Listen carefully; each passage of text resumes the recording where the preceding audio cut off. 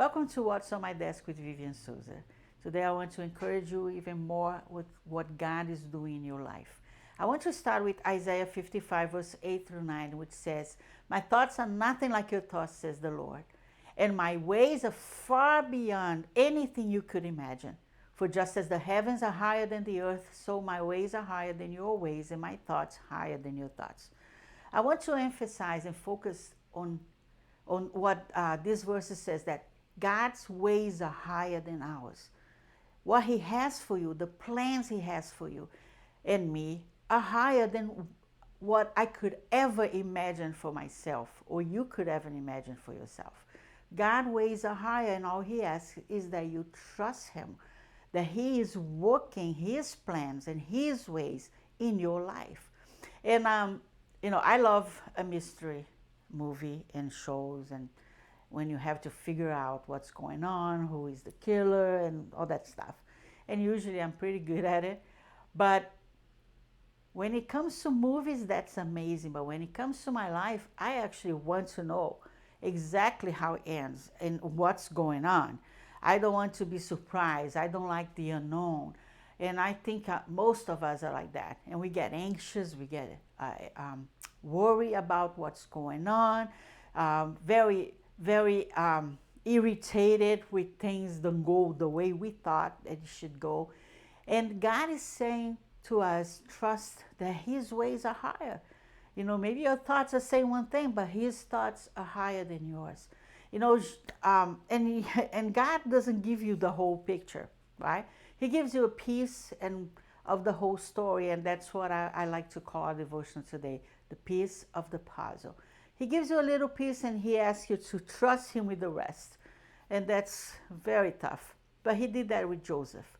In the Bible, in Genesis 37, it says that Joseph had a dream. Actually, he had two dreams. And he started telling his brothers, and he started telling his dad and his mom, and they're all like, wait a minute. Do you mean that you're going to reign over us? We're going to have to bow down to you, almighty Joseph? So they start criticizing, but they get angry at him. And in the end, they ended up betraying him, selling him to as a slave. And then he goes to Potiphar's house.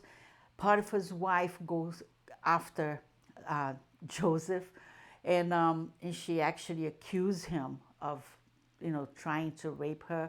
And he ends up in prison, and then in prison they forgot him, and he finally gets to the place where God intended all along, so he could save many people. And Joseph gets to that place, and the whole time throughout his story, it says, and God was with him. Because Joseph kept trusting that God knew the whole story, that He was working His ways, His plans, and not Joseph's plans. And he trusted God for that. And in the end, he saw what was the whole dream about. He saw not just the piece of the puzzle anymore, but he saw the whole picture, because God showed him exactly what He intended. It was the salvation of many people. And he ended up telling his brothers, when his brothers came to him in the end, afraid that he was going to get revenge on them, which he should, but anyway, he didn't. And he said to his brothers, he said, listen, what you did was evil, but God intended for good. And He had His plan, and this all worked so His plans could be fulfilled in my life. And he trusted God, and because of that, he saw that. And I want to end with Ecclesiastes chapter 3, verse 11, 12, and it says like this: He has set the right time for everything. He has given us a desire to know the future, but never gives us the satisfaction of fully understanding what He does. So I realized that all we can do is be happy and do the best we can while we are still alive. So let me tell you something. Trust God. Be happy.